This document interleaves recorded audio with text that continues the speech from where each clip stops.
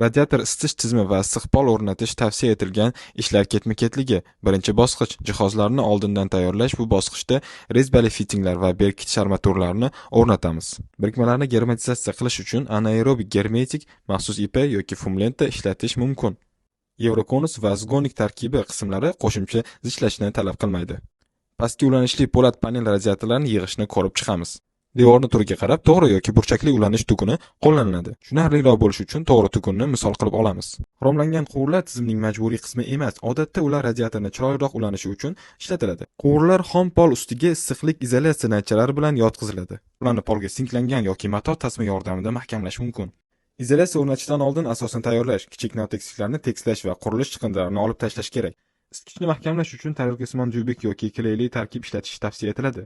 Belgilash plyonкасы montaj ishlarini tannarxini kamaytirish uchun qo'llaniladi. Issiqpolning ish maydonida quvurlarni izolyatsiyaga yakir skobasi bilan mahkamlash eng qulay usul hisoblanadi. Termokallaklarni o'rnatishni pardozlash ishlari tugagandan keyin amalga oshirish ma'qul.